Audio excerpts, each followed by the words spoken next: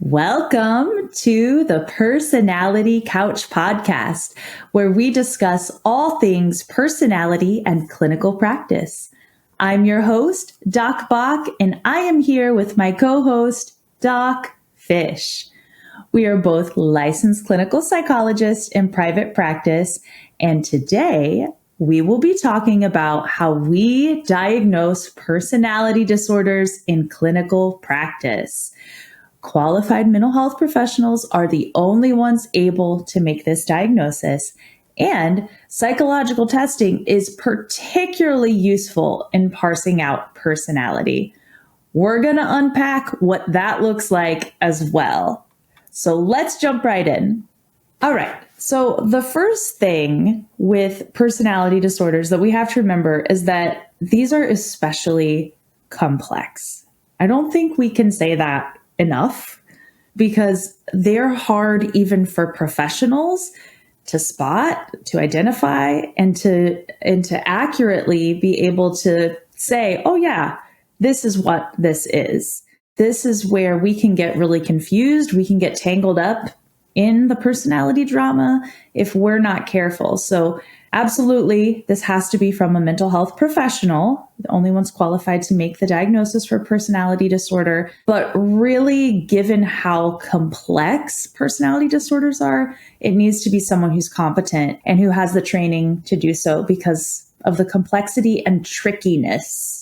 Would you say that's been your experience too, Dr. Fisher? Absolutely. Absolutely. Because I think we look at the outer pieces that we can observe, obviously. Personality is the core. And so you have to really peel back those layers. So I guess just reiterating how tricky and complex they really are. Very much. Just like if it's a gobstopper, personality is a gobstopper. What you see on the outer layer is not always the same as what's on the inner layer. And there can be so many layers of personality and shells that we've built to protect ourselves that psychological testing is really needed to piece that out in that particular service. But let's back up for a minute. Before we get into psych testing, let's talk about what it would look like for someone who's maybe, thinks they have a personality disorder or thinks maybe a loved one or a friend has a personality disorder, and they're hearing for the first time, okay, well, only a professional can make the diagnosis. So then what? What happens next? Well, ideally, the client, whether yourself or someone else, should be coming in for treatment, testing, or therapy. We start collecting data, particularly to see what's going on with personality dynamics. Typically, the person who's wanting the treatment has to make the call, unless it's a minor, of course, or if it's a guardian situation. But the person seeking the services has to be the one to make the call. Once they come in for treatment, or once everyone kind of is screened, typically there's a phone screening process or a questionnaire screening process just to make sure that it's a good fit, because goodness of fit is key with really any mental health service, therapy, testing, because you want to make sure the person you're seeing is actually qualified to treat what you are looking to be treated, and that you feel comfortable with this person and how they operate and their practice policies, all of that. So there's kind of a process of filling out paperwork, assessing goodness of fit. Both sides, patient and provider, need to be looking at that. Really, we start to see some indicators at that initial phone call. So what are some indicators that we might start to see as providers that go, other than just the referral question of, oh, hey, I think I want tested for a personality disorder. It's not typically that overt. Not typically. I think one of the big things in general, as far as the process of starting, is when clients don't follow their rules. So one of your sayings that I absolutely love, if there's problems in the front, there's going to be problems in the back. Absolutely. That can show up in so many different ways, obviously. Rigidity can be problematic. Dependency, rejection of rules, pushing boundaries, just not following procedures. If there's a problem before we even start treatment, it's probably going to leak over into treatment. Absolutely. So just thinking about kind of examples, like broad examples of what that might look like. Like if someone is not wanting to follow your practice policies, whether it's collecting payment, that's typically a big one, right? Well, I shouldn't have to pay. Well, I shouldn't have to not be paid. It could be, questioning any sort of the security, questioning, do I have to leave a card on file, or I don't want this information to be shared anywhere. There could be sometimes some fear that we see where it's like, that's interesting. Why are we kind of having all these questions about the processes? So we try to entertain those questions and if we're able to answer them or, sit with the person and try to understand where they're coming from. But generally, if there's pushback, like that's where the rigidity comes in. Like, nope, I'm not going to operate under your rules. I operate under my own rules. No. That's probably just not a good fit. You're probably, we're not going to be able to do testing today or any day if we're pushing back on the rules. And then I think once the paperwork is filled out, if we get there, right? There's some hints in paperwork too. So the referral question, like, why are we seeking treatment at this time? One thing that is super interesting, a lot of times we call it like the alphabet soup of diagnoses. So the individuals who come in and they already have all of the diagnoses in all of the categories, it's not necessarily likely that everyone's going to check a box in each of those categories. That puts my antenna up right away. And I'm like, okay, but what really is this? Yeah. Like if you see all the different acronyms for all the different diagnoses, it's often a flag that goes, okay, this is probably more than just a mood disorder or like ADHD. There's probably something else going on here. Exactly. To be fair though, I have also seen diagnoses that are really big that don't fit the client. Oh yeah. And so I think that speaks to the provider end too. So it's not just that the clients are having all of these symptoms and they get all the labels, but the providers might sense something bigger, but they're still not on the right track, right? Which is important because then that's why we do testing, mental health professional, somebody who specializes in that. I think also, like once the patient comes in, I might be getting a little ahead of us here, but the provider often feels like there's something else here. Like I'm missing something. I don't know what it is, but I'm missing something. I'm seeing the history of diagnoses here. I'm seeing, this is what the patient's telling me, but there's a dynamic, there's something, and you can't quite put your finger on it, and it's intuitive, but it's like, there's something else. I need a second opinion, or I need someone else to look at this, which is often where referrals come, for us at least, for testing, to be those second pair of eyes. Yeah.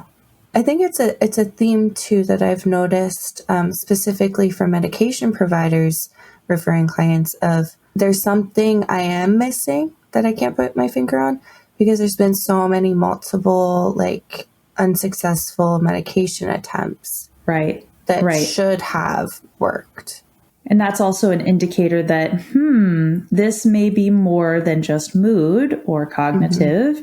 There may be personality stuff going on. If we've had multiple unsuccessful medication attempts, there's other things going on. It feels kind of muddy, cloudy. Yeah, that's a great reason to come in for psych testing. Right. Medication matches. And I think on that train of thought too, providers often want a full psychological evaluation before they prescribe, especially if there's kind of a convoluted history with the alphabet soup, or just in general, it's good practice to not kind of put the cart before the horse, to say, okay, let's have this person evaluated by a professional who's going to look at all the different pieces, and then we put in medication. Once we have a clear picture of what's going on, then we medicate versus let's try the medication. And then if that doesn't work, then diagnose. It's a pathway that you can map out, and then it maybe helps the process go a little bit smoother. Absolutely, it does. So once the patient comes in, so going into what does testing actually look like? So we talked a little bit about some signs and things that we can see like before the patient comes in, or if we're getting referrals from another provider, maybe what we're hearing like something's missing, medication's not working. But once they actually come in, they make it through the paperwork process, the screening process, they're coming in for their first appointment. What are some things that maybe we might notice that makes us go, this could be more than meets the eye. This might be personality. Right. So I think this applies to testing intakes and also therapy intakes too. Just the initial session and gathering the information. My first thought is going to be openness, how willing someone is to talk or how defensive they are. Right. How they are presenting in that way. Or even, even if it's like, if they're charming or if there's a power dynamic of like, I'm going to ask you a bunch of questions. Like, I want to be in your seat. I want to take your seat. Sometimes that can be like nervousness and somebody wanting to attach really quickly, which is still important. And sometimes that can be like, I'm defensive. I don't want to tell you about me. Let's see what you have to say. Right. So I guess that goes with rapport as well, like building rapport, how the conversation goes. My goodness, I'm pulling everything in. I'm thinking like even nonverbals, inappropriate nonverbals, so facial expressions. Goodness, like just the presentation. I'm thinking like there might be individuals who present as like small or big or all of those things that are very, very helpful to figure out. But I think what really raises flags for the personality piece within that is that it's going to go outside of social scripts. That's what raises my flag. I'm just thinking through some like examples as you were talking, just thinking about, when someone comes in for their first appointment, let's say it's an in-person meeting, what chair do they sit in? Do they take the therapist chair and then start asking the therapist questions? That's interesting. Let's explore that. But yeah, there can be a lot of clues in how someone presents themselves. Like, do they present themselves as maybe posturing, or as you said, kind of bigger? Like, I need to look tougher. I need to kind of inflate my ego or show off what I'm really good at. Is the person seductive? It's a good one. That happens where it's like, interesting. There's something happening here in this dynamic or this social transaction where there's a kind of luring in, whether that's through like superficial charm, or sometimes the way that someone dresses too can give us clues. And especially since things have moved to telehealth, there's still clues with dress and where someone's sitting, what's in the background. All of those things can give us clues about somebody and how easily we can connect with that person or build rapport with them. Are they more guarded? And of course, nerves can play a factor in all that. But do they seem open to the process, or do they seem like maybe there's a script that they're following? They're not really able to pivot with you as you ask questions. They have a way of maybe wanting to take over. That's information. Right. I love how you said like what chair they sit in too, because I'm thinking a common thread throughout this is really how close or how far away someone is. Whether it's space, right? If they're sitting too close to you, it feels like, yeah. If they're sitting too far, it's like, hey, hi over there. Okay. But that also translates into the talking piece, the openness piece. Are they close? Are they far? The rapport. Is it easy? Can we connect? That makes me think then just in relationships in general. One of the big flags, I think, are just a pattern, a history of major ruptures in relationships. Yeah. What have you seen with that? Yeah. This is something that may or may not be obvious at first. Like it could be something that comes up in the referral questions, like, I just can't seem to make relationships work. Generally not that overt, but sometimes we'll get clues. But as we're going through our questions that we ask through our what's called a social history process, where we take down information just to understand our client's world, like what's going on? When did you start experiencing these things? How did it happen? When did it happen? Let's talk about the past. Let's talk about growing up. Let's talk about future goals. Let's talk about strengths. Let's talk about education. Let's talk about friends and family. Like there's so many different domains that we want to cover because we want to look at a snapshot of the person's life. And in that, we can start to pick up on patterns that, especially with family, with friends, is there kind of this tendency to maybe cut things off quickly, or are there really kind of abrupt disruptions in relationships? Is there a pattern of ruptures in significant relationships? Like, well, my best friend over here, this didn't work out because of this. This person didn't work out because of this. And we had a major conflict here. We had a falling out. There was violence there.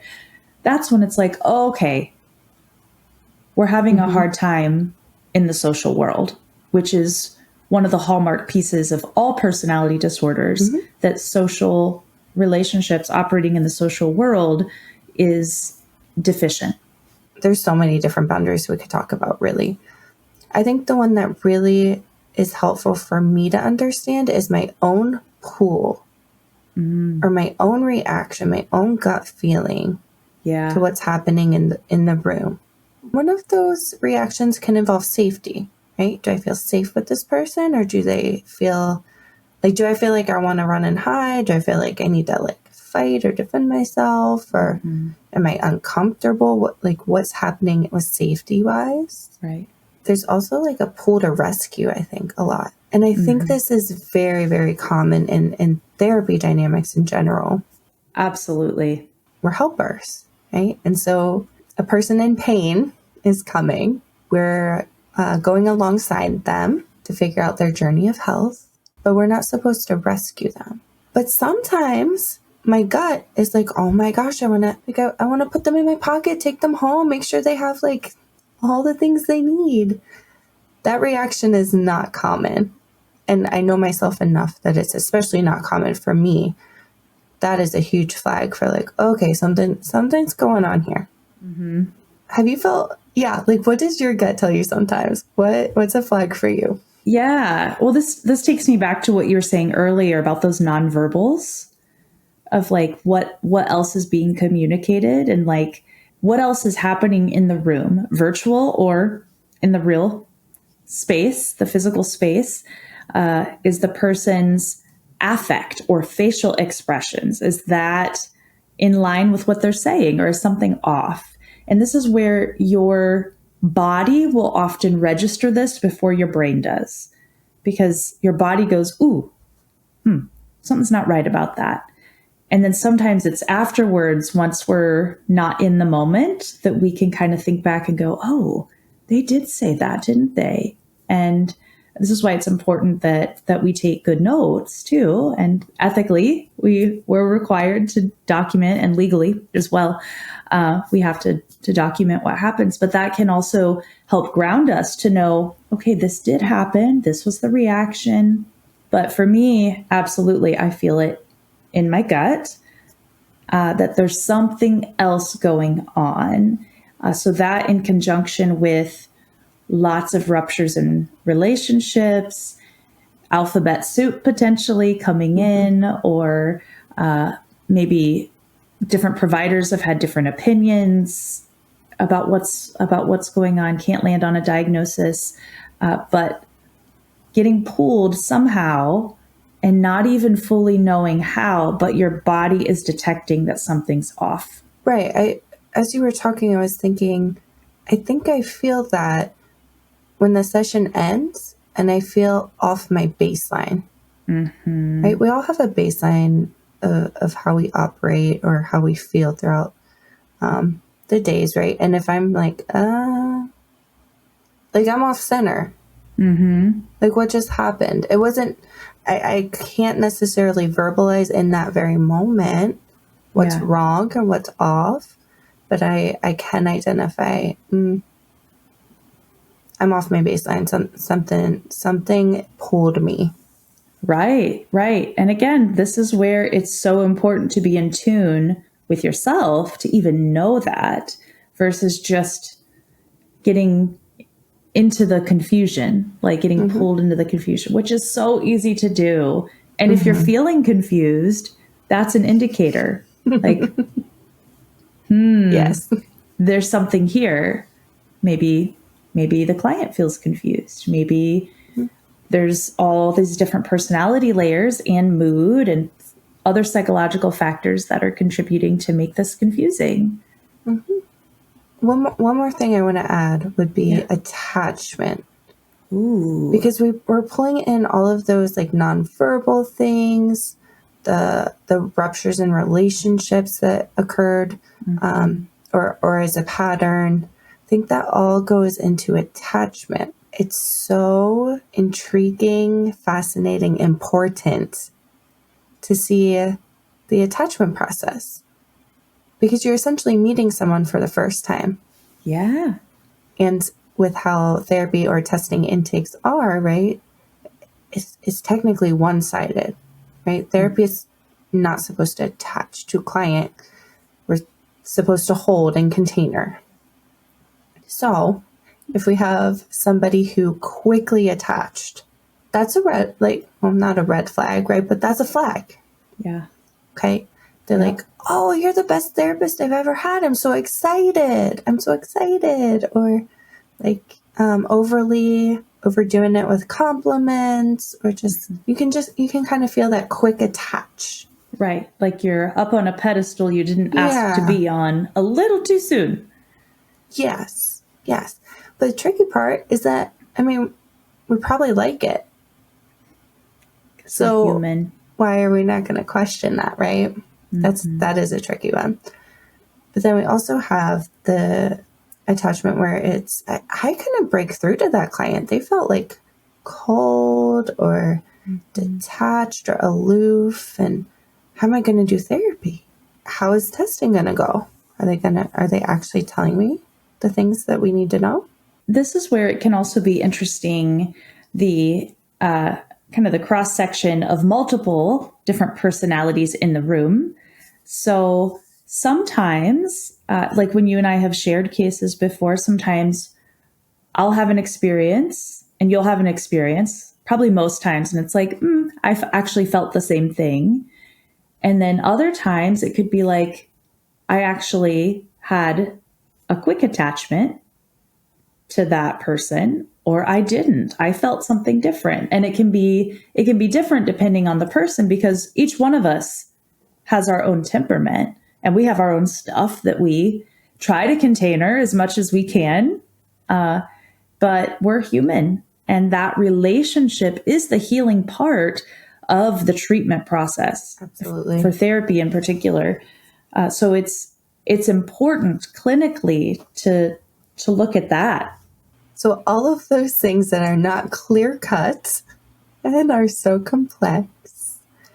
What about going back to the testing piece? Because all of that is so complex, but it's not objective data necessarily. So tell me about testing. Oh my goodness, I would love to.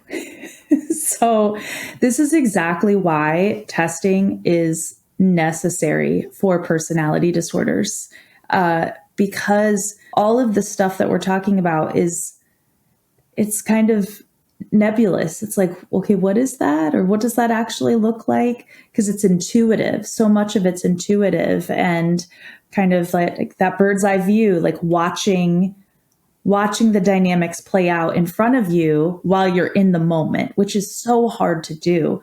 But testing is really one of the only ways that you can get concrete data that's showing what's happening personality wise, that's showing attachment styles, that's showing what's going on in the psyche and even in the unconscious, which is incredible.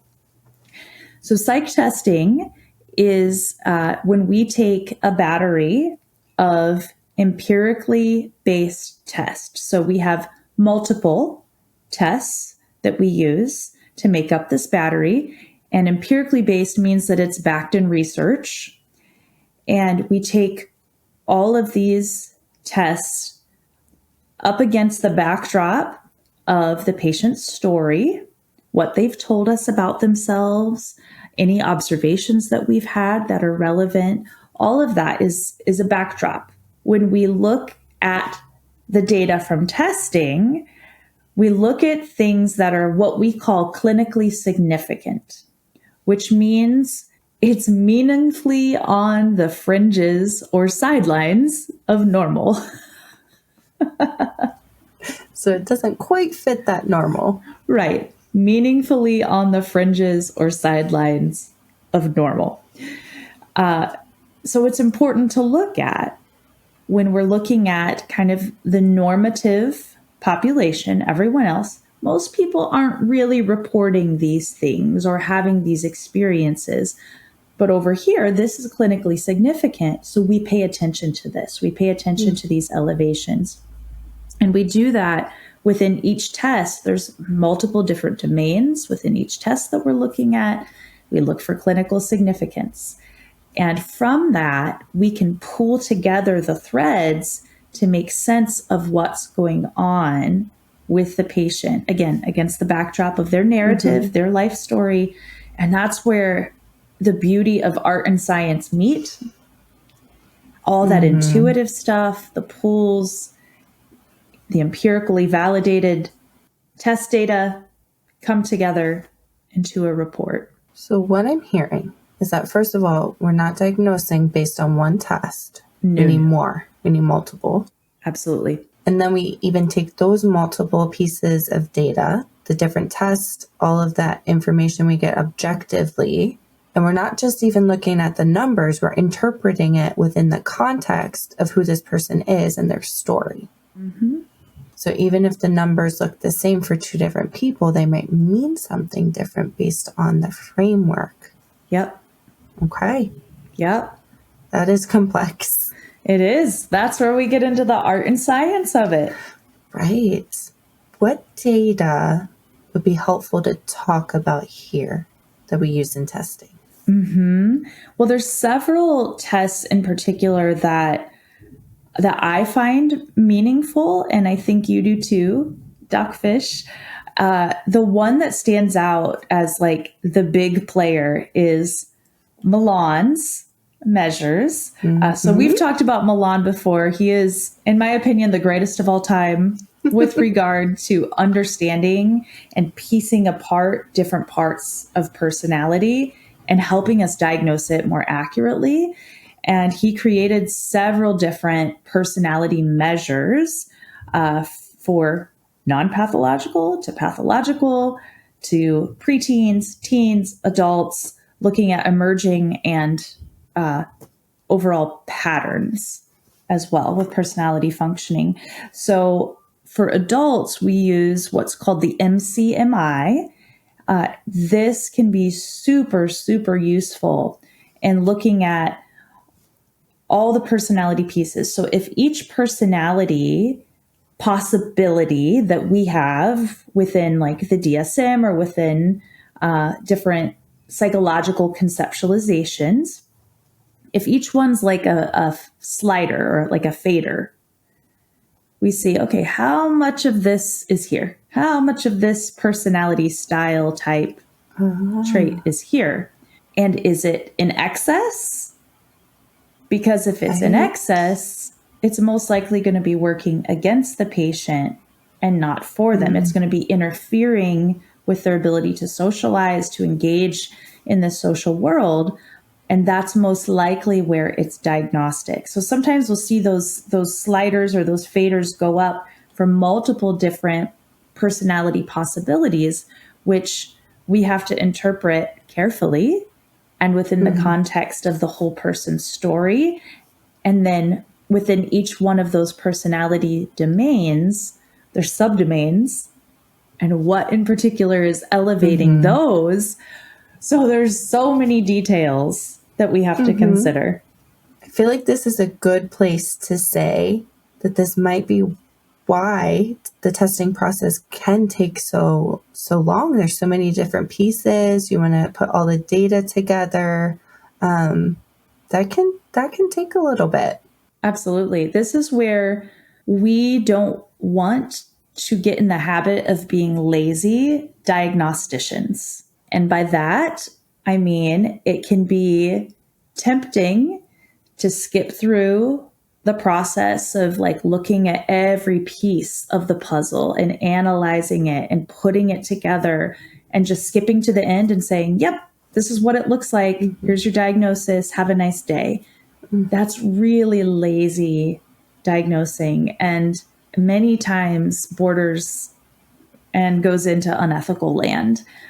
So yeah, to do it well takes a lot of time. So I took us for a little rabbit trail, but as far as the data too, Milan's awesome. Love it.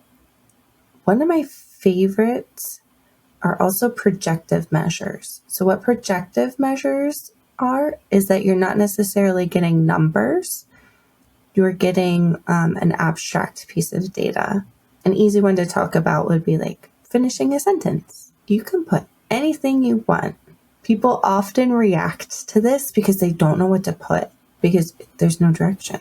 And then whatever they choose comes from their mind. And then we look for themes, and we can often find it's so helpful and it's so interesting. It's super helpful too for those clients who are more guarded, because you might get a little bit more information, but it just gives a little glimpse into the unconscious, the subconscious.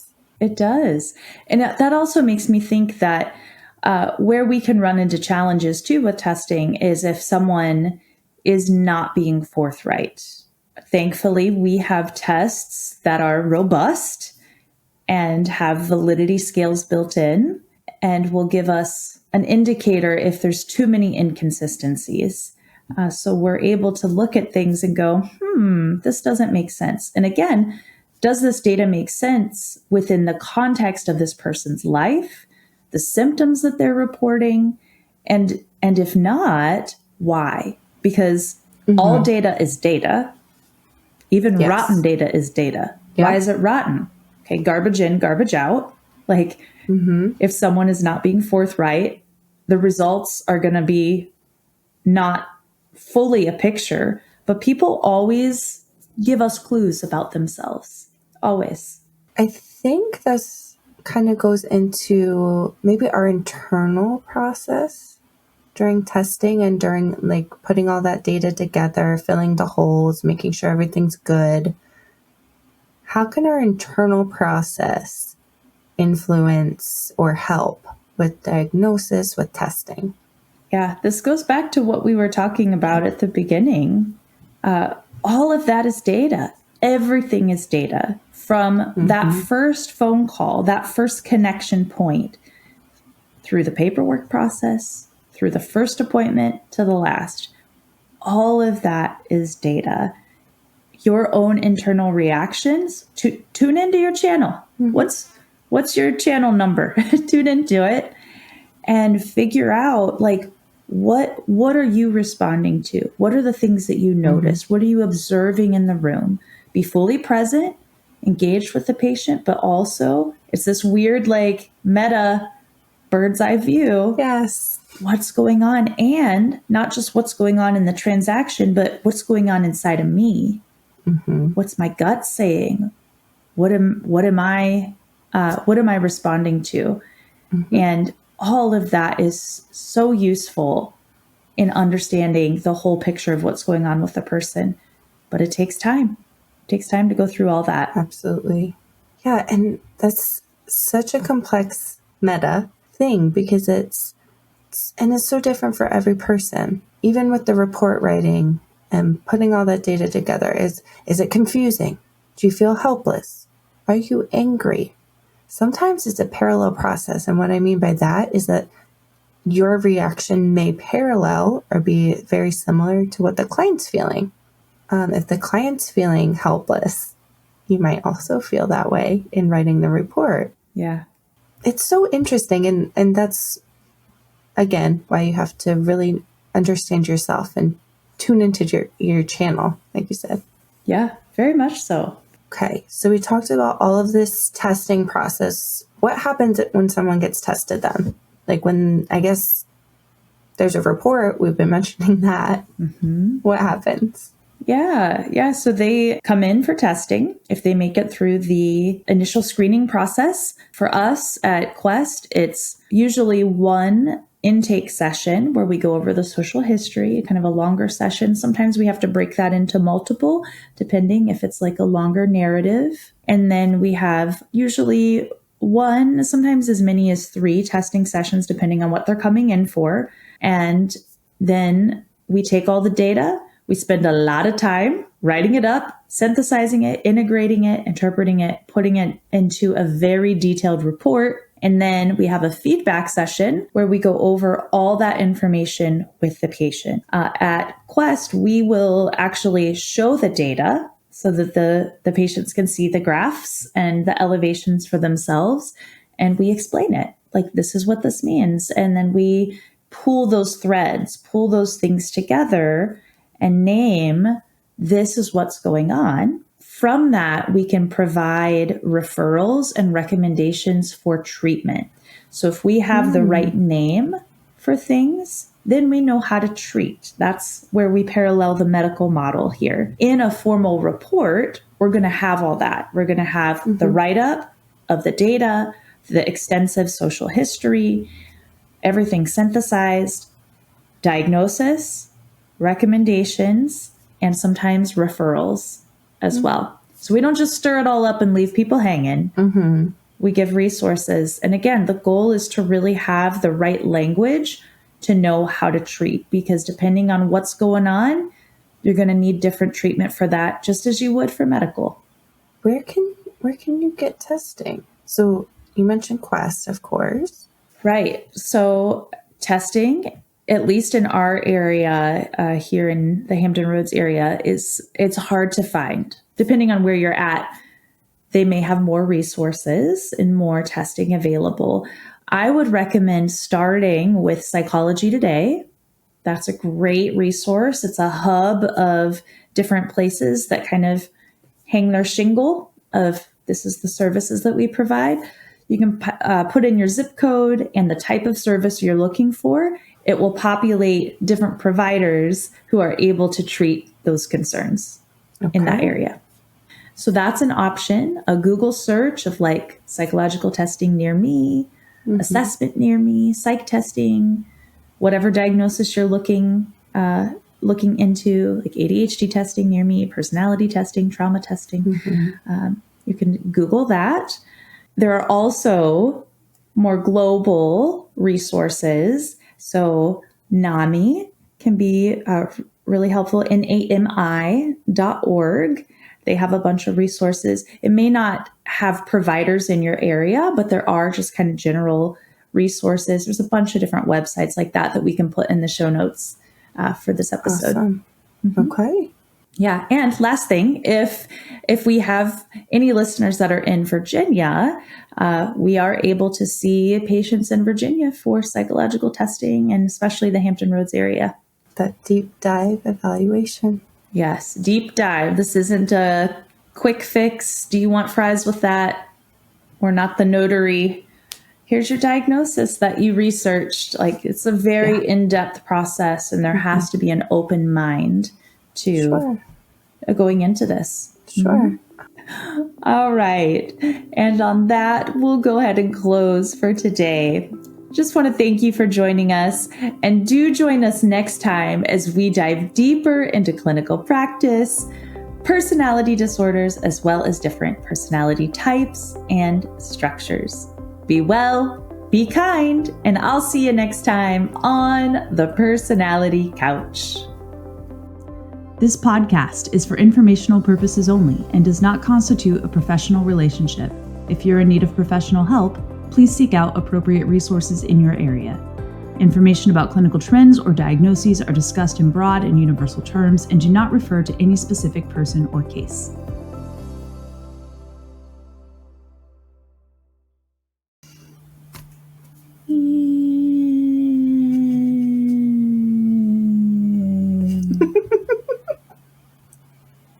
I just want to tell outside to shut up. It's been so loud. Like there's a dump truck backing up. Stop it. I'm recording. Anyway.